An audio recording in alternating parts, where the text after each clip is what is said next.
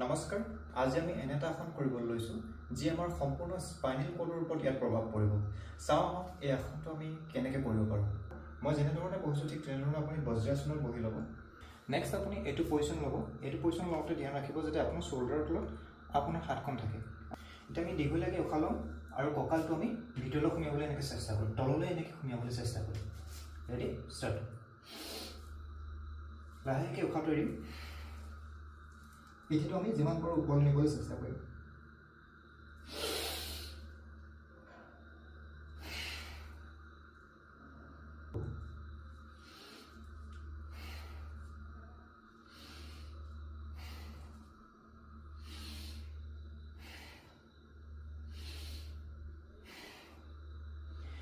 এই আসনটোক মাৰ্জাৰী আসন বা মাৰ্জাৰ আসন বুলি কোৱা হয়।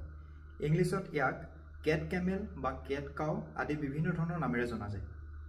এই আসন কৰিলে আমাৰ কি উপকাৰিতা হয়? এই আসন কৰাৰ ফলত আমাৰ সম্পূৰ্ণ স্পাইনেল কৰ্ড অৰ্থাৎ ডিঙিৰ পৰা পিঠিৰ পৰা কঁকাল সম্পূৰ্ণ ফ্লেক্সিবিলিটি আহে। লগতে আপোনাৰ পেটৰ এক্সট্ৰা যি চৰ্বি থাকে সেই চৰ্বি দূৰ কৰাত সহায় কৰে। যেতিয়া আমি দীঘলীয়াকৈ উশাহ লওঁ আৰু উশাহটো এৰি দিওঁ তেতিয়া আমাৰ সম্পূৰ্ণ ইয়াৰ প্ৰভাৱ হাওঁফাওঁত পৰে। হাওঁফাওঁ সুস্থ আৰু পুষ্ট হৈ উঠে।